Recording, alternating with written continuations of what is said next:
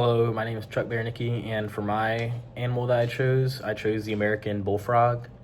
It is an invasive species and is called the American bullfrog, like I said, and its scientific name is Dilithobates cates biennis. It is in the kingdom Animalia, and the phylum is a Chordata, and it's native to the eastern United States, many of those states on that side, the eastern United States. In its native range, the bullfrog's niche is being a large generalist predator in warm freshwater habitats. It often finds itself eating insects, fish, other frogs, small birds, and even small mammals. There are several limiting factors in its native environment, though. Predators like herons, snakes, and large fish, and diseases from fungus such as the chytrid fungus often pose problems towards the American bullfrog. Competition from other frog species also affect it, and climate limits such as cold winters strongly affect the American bullfrog. Because these checks and balances exist in its native range, bullfrog populations stay under control and don't greatly expand rapidly.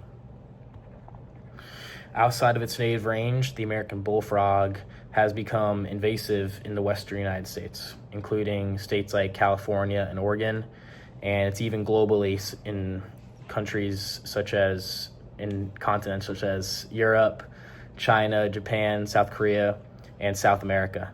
It invades ponds, wetlands, reservoirs, and slow-moving rivers like streams as well. Because it's a frog, and most frogs you find them in like ponds or streams.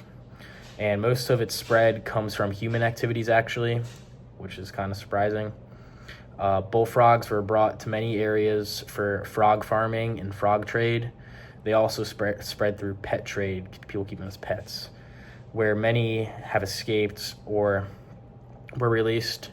Once introduced, the bullfrogs move easily through connected waterways like streams, and their eggs can be transported on fishing gear, boats, or vegetation such as like sticks flowing through rivers or streams.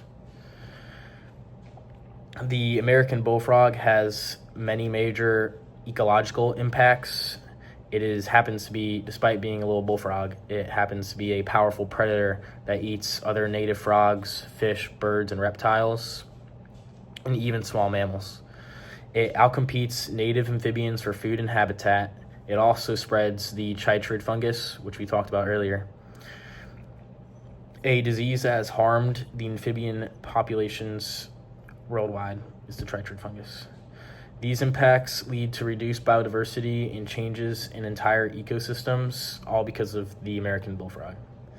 In new environments, bullfrogs go through a niche change. They become top predators somehow because very few species prey on them.